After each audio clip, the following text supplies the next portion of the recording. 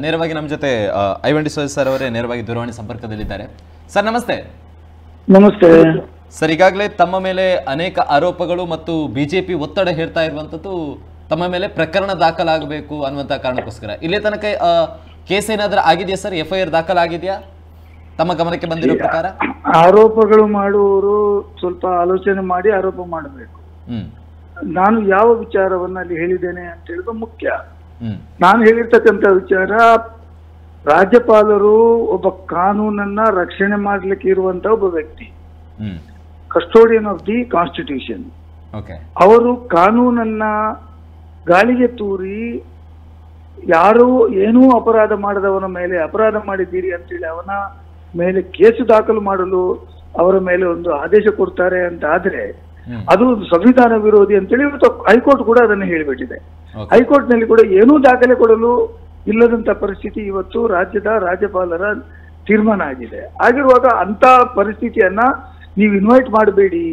ಅಂತ ಪರಿಸ್ಥಿತಿ ಇನ್ವೈಟ್ ಮಾಡಿದ್ರೆ ಹೇಗೆ ಬಾಂಗ್ಲಾದೇಶದಲ್ಲಿ ಜನರು ದಂಗೆ ಎತ್ತುಕೊಂಡು ಅಲ್ಲಿಯ ಅಧ್ಯಕ್ಷರು ಬೇರೆ ದೇಶಗಳಿಗೆ ಓಡಿ ಹೋಗ್ಬೇಕಾದ ಪರಿಸ್ಥಿತಿ ಬಂತು, ಆ ರೀತಿ ಪರಿಸ್ಥಿತಿಯ ನಿರ್ಮಾಣ ಮಾಡಿದ್ರೆ ಅದಕ್ಕೆ ನೀವೇ ಜವಾಬ್ದಾರಿ ಆಗ್ತೀರಿ ಅಂತ ನಾನು ಹೇಳಿದ್ದೇನೆ. ನಾನು ಒಂದು ದೇಶದ ಉದಾಹರಣೆಯನ್ನು ಕೊಟ್ಟಿದ್ದೇನೆ, ಅಲ್ಲಿ ಆಗಿರ್ತಕ್ಕಂಥ ಘಟನೆಯನ್ನು ಹೇಳಿದ್ದೇನೆ. ನಾನು ಅಷ್ಟು ಹೇಳಲಿಕ್ಕೂ ನನಗೆ ಫ್ರೀಡಮ್ ಇಲ್ಲ, ಶಕ್ತಿ ಇಲ್ಲ ಅಂತ ಆದ್ರೆ ನಾನು ಒಬ್ಬ ದೇಶದ ಪ್ರಜೆಯಾಗಿ ಮತ್ತೆ ಯಾವ ಸ್ವಾತಂತ್ರ್ಯವನ್ನು ಹೊಂದಿಕೊಂಡಿದ್ದೇನೆ? ಇದು ನನ್ನ ಪ್ರಶ್ನೆ ಇರುವಂತಹದ್ದು. ಅಲ್ಲ ಸರ್, ಈಗ ಹಾಗಾಗಿ ಅದರ ಮೇಲೆ ಕೇಸ್ ದಾಖಲು ಮಾಡುವಂತ ಏನು ಅಂಶ ಇದೆ ಅದರಲ್ಲಿ? ಒಂದು ಬಾಂಗ್ಲಾದೇಶದ ಬಾಂಗ್ಲಾದೇಶ ಅಂದ್ರೆ ಬಿಜೆಪಿ ಅವರಿಗೆ ಆಗೋದಿಲ್ಲ. ಬಾಂಗ್ಲಾದೇಶ ಅಂದ್ರೆ ಅದು ಮುಸ್ಲಿಂ ಕಂಟ್ರಿ. ಹಾಗಾಗಿ ಹಿಂದೂ ಮತ್ತು ಮುಸ್ಲಿಮರೇ ತಾಗಿಸಿ ಹಾಕ್ಬೇಕು ಅಂತ ರಾಜಕೀಯ ಮಾಡೋದಲ್ವಾ ವೇದವಾಸ್ ಕಾಮತ್ರು ಮತ್ತೆ ಅವರ ಸಂಗಡಿಗಳು. ಅವರಿಗೆ ಅದು ಅವ್ರು ಹೇಳಿ, ಅದು ಇನ್ನು ಮುಸ್ಲಿಂ ಕಂಟ್ರಿ, ಅವ್ರ ಹೆಸರು ತೆಗೆದ ತಪ್ಪು. ಮುಸ್ಲಿಂ ಕಂಟ್ರಿ ನಮ್ಮ ಎನಿಮಿ ಕಂಟ್ರಿ ಅಂತ ಯಾವಾಗಲೂ ಡಿಕ್ಲೇರ್ ಆಗಲಿಲ್ಲ. ಇವತ್ತು ದೇಶವನ್ನಾಗಿ ಸೃಷ್ಟಿ ಮಾಡಿದ್ದೇ ಕರ್ನಾಟಕ, ಭಾರತ ದೇಶದ ರಾಜಕೀಯ ಪರಿಸ್ಥಿತಿ. ಇಂದಿರಾ ಗಾಂಧಿ ಅವರು ಅದನ್ನ ಸೃಷ್ಟಿ ಮಾಡಿರ್ತಕ್ಕಂಥದ್ದು. This is the history of the nation. ಅಷ್ಟು ಗೊತ್ತಿಲ್ಲದವರ ಜೊತೆ ನಾನು ಏನ್ ಮಾತಾಡ್ಲಿಕ್ಕೆ ಬರುತ್ತೆ? ನಾನು ಗವರ್ನರ್ ಆಕ್ಟ್ ಅನ್ನು ಏನು ಹೊಗಳಿಕೆ ಬಂದಿರ್ಲಿಲ್ಲ. ನನ್ನ ಪ್ರತಿಭಟನೆ ಇದ್ದಾಗ ಗವರ್ನರ್ ಅವರು ಮಾಡಿದಂತ ತೀರ್ಮಾನ ತಪ್ಪು. ಅದು ನಮ್ಮ ರಾಜ್ಯದ ರಾಜಕೀಯದ ಮೇಲೆ ಇಲೆಕ್ಟೆಡ್ ರೆಪ್ರೆಸೆಂಟೇಟಿವ್ಸ್ ಇರುವಂತ ಸರ್ಕಾರ, 136 ಮಂದಿ ಲೋಕಸಭಾ ರಾಜ್ಯಸಭಾ ವಿಧಾನಸಭಾ ಸದಸ್ಯರನ್ನು ಒಳಗೊಂಡಂತ ಚುನಾಯಿತ ಸರ್ಕಾರ, ಪ್ರಜಾಪ್ರಭುತ್ವದಲ್ಲಿ ಚುನಾಯಿತ ಸರ್ಕಾರಕ್ಕೆ ಇರುವಂತ ಒಂದು ಏನು ಜನರ ಆದೇಶ ಇದೆ, ಅದನ್ನ ನೀವು ಹತ್ತಿಕ್ಕಲು ಪ್ರಯತ್ನ ಮಾಡ್ತೀರಿ. ಇದು ತಪ್ಪು. ಅದು ಮಾಡಿದ್ರೆ ಜನದಂಗೆ ಹೇಳ್ತಾರೆ ಅಂತ ಹೇಳೋ ಒಂದು ರೀತಿಯಲ್ಲಿ ಯಾವ ರೀತಿ ಅಂತ ಒಂದು ಉದಾಹರಣೆ ಕೊಟ್ಟಿದ್ದೇನೆ. ಅಷ್ಟು ಮಾತಾಡುವ ಹಕ್ಕು ನಮಗಿಲ್ವ ಪ್ರತಿಭಟನೆಗಳಲ್ಲಿ? ಅಲ್ಲ, ಬಾಂಗ್ಲಾದಲ್ಲಿ ಹಿಂದೂಗಳ ಮೇಲೆ ಐವನ್ ಸರ್ ಬಾಂಗ್ಲಾದಲ್ಲಿ ಹಿಂದೂಗಳ ಮೇಲೆ ದಾಳಿಗಳಾದಂತಹ ಸಂದರ್ಭದಲ್ಲಿ, ಹೌದಪ್ಪ, ಬಾಂಗ್ಲಾದೇಶದಲ್ಲಿ ಹಿಂದೂಗಳಾಗ್ತಾ ಇದ್ರು. ಏನ್ ಮಾಡ್ತಾರೆ ಮೋದಿ ಅವರು? ಅಲ್ಲ ಬಾಂಗ್ಲಾದೇಶದಲ್ಲಿ ಪ್ರಧಾನಮಂತ್ರಿ ಬಂದು ಭಾರತ ದೇಶದಲ್ಲಿ ನೆಲೆಸಿದಾರಲ್ಲ, ಅವರಿಗೆ ನೀವು ರಕ್ಷಣೆ ಕೊಡ್ತಾ ಇದ್ದೀರಲ್ವಾ? ಅವಾಗ ನಿಮ್ಗೆ ಅನಿಸ್ಲಿಲ್ವಾ? ಭಾರತದ ಬಾಂಗ್ಲಾದೇಶದ ಪ್ರಧಾನಮಂತ್ರಿ ಯಾವ ದೇಶಕ್ಕೆ ಬಂದರು ರಕ್ಷಣೆಗಾಗಿ? ಇಸ್ ಇಟ್ ನಾಟ್ ಅವರಂತ ರಕ್ಷಣೆ ಮಾಡಿದವರು ಯಾರು? ಏನ್ ಮಾಡ್ತೀರಿ ದೇಶ ಪ್ರಧಾನಮಂತ್ರಿಗಳು?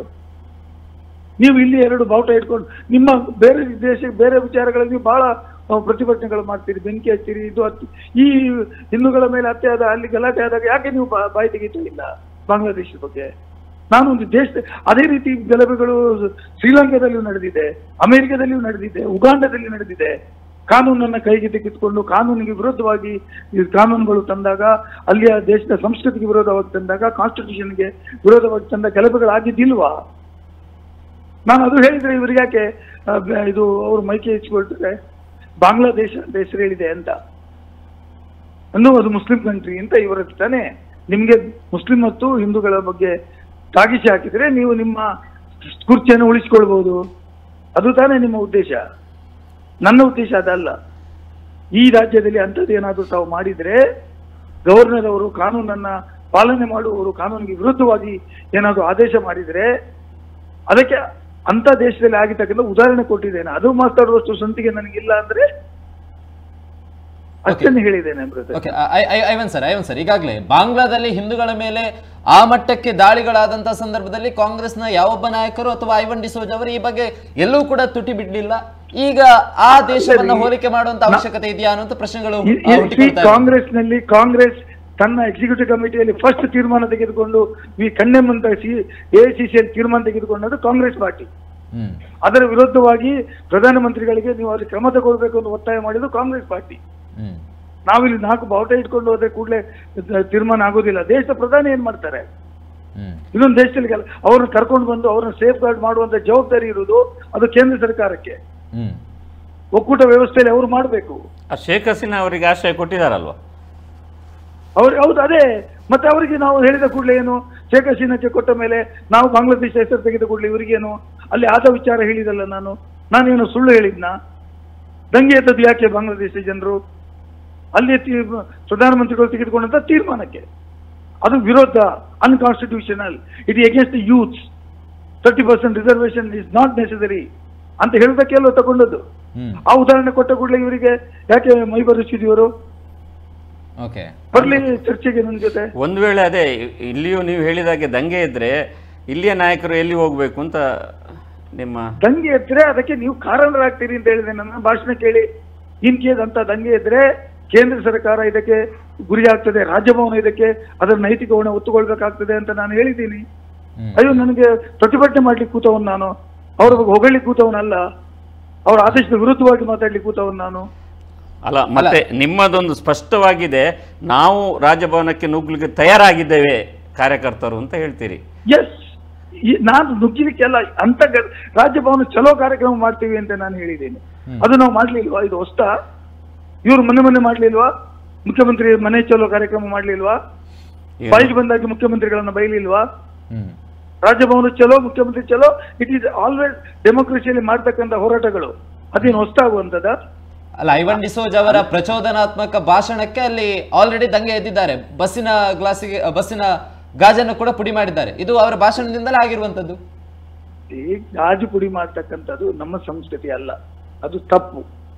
ಬಟ್ ನಾವು ಯಾರು ತೀರ್ಮಾನ ಮಾಡಿದ್ದಲ್ಲ, ಅದು ಏನೋ ಆಟೋಮೆಟಿಕ್ ಆಗಿ ಏನೋ ಸಂಘರ್ಷದಲ್ಲಿ ಆಗಿದೆ, ನನಗೆ ಗೊತ್ತಿಲ್ಲ. ಬಟ್ ನಮ್ಮ ಕಾರ್ಪೊರೇಟರ್ ಅಲ್ಲ ಸರ್, ಗವರ್ನರ್ ಆದೇಶವನ್ನು ಪ್ರತಿಭಟನೆ ಮಾಡುವಂತದ್ದು ನಮ್ಮ ಉದ್ದೇಶ ಇಲ್ಲ. ನಾವು ಯಾರು ತೀರ್ಮಾನ ತೆಗೆದುಕೊಂಡಿದ್ದೀವಿ. ಕಾಂಗ್ರೆಸ್ನ ನಾಯಕರುಗಳೇ, ಮುಖಂಡರುಗಳೇ ಅಲ್ಲಿ ಕಲ್ಲಿನ ಎಸೆತದಲ್ಲಿ ಆರೋಪಿಗಳಾಗಿರುವಂತದ್ದು. ಕಲ್ಲು ಬಿಸಾಡಿದ ಮೇಲೆ ಗಲಾಟೆ ಆಗಿದೆ, ಅದು ಆಗಿದೆ. ನಾನು ಅದನ್ನೆಲ್ಲ ಹೇಳುವುದಿಲ್ಲ, ನಾನು ಅದನ್ನ ಸಪೋರ್ಟ್ ಮಾಡೋದಿಲ್ಲ. ನಾವು ಯಾರೂ ಸಪೋರ್ಟ್ ಮಾಡಿಲ್ಲ. ಸಾರ್ವಜನಿಕ ಆಸ್ತಿ ಪಾತಿ ನಮ್ಮ ಸರ್ಕಾರ ಇರುವಂತದ್ದು, ಜವಾಬ್ದಾರಿ ಇದೆ.